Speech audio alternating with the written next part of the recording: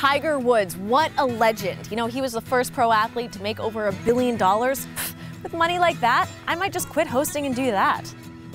Good luck with that. Please don't come to me in 2 months' time asking to borrow money. Oh, what are you talking about? These guys are rich. Yeah, the 1% of them are rich, but for 99% of touring pros, it is a complete grind. Trying to start at the bottom, make their way up to the top, just trying to stay in the black most of the time, and just trying to survive, really. Yeah, sounds like broadcasting.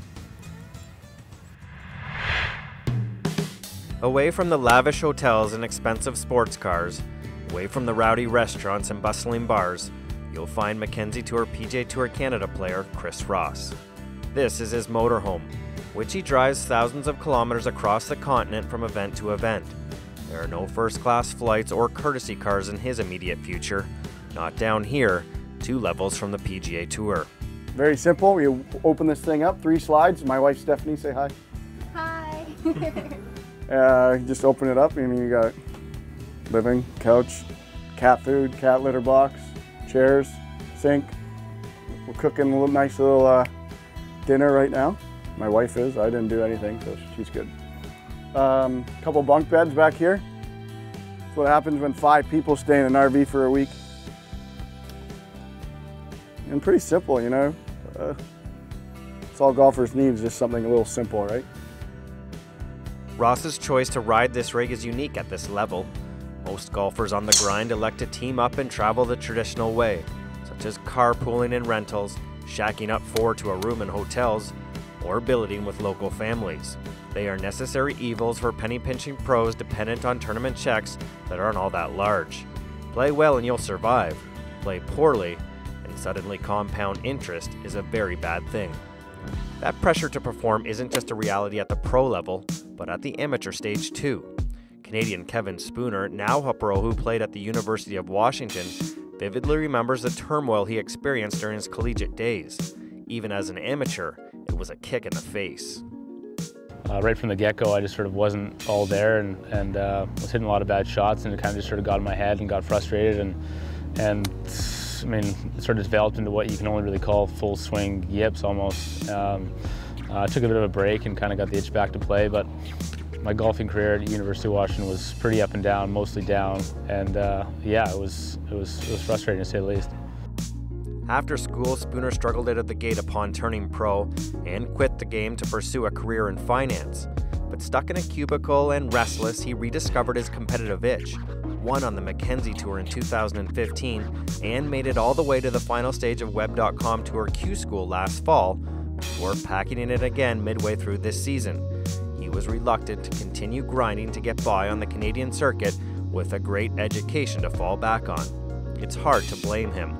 Consider these startling numbers. On the Mackenzie Tour's Order of Merit this year, the 60th place finisher, the last spot that renews full status, earned just over $10,000 Canadian. Compare that to the 75th place finisher on the Web.com Tour, again the cutoff for exempt status, and you'll see he earned more than 6 times as much.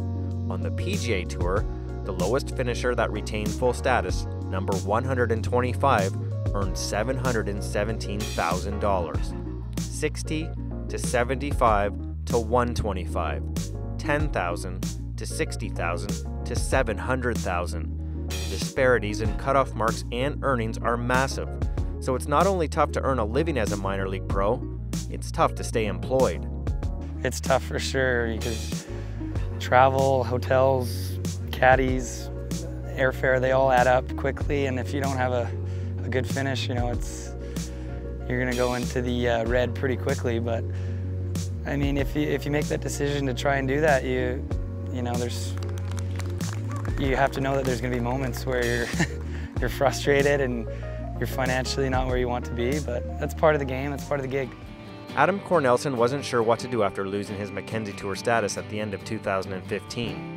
But after realizing he wasn't ready to change jobs quite yet, he rededicated himself to his craft and secured limited status through Q School in his home province of BC.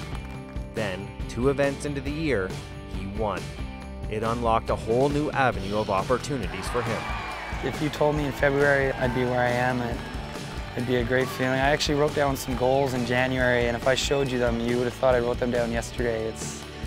from even playing in the Canadian Open. It was, you know, I just want to keep getting better and try and move up the board. Finishing among the top 5 season earners on the Mackenzie Tour, his work isn't done yet. The 28-year-old graduated to the Web.com Tour and will tee it up on the AAA circuit in 2017, one step closer to the PGA Tour. It's not an easy road and very few ever make it to the end. Surviving the grind, physically, mentally, and of course financially, is what makes the journey so sweet.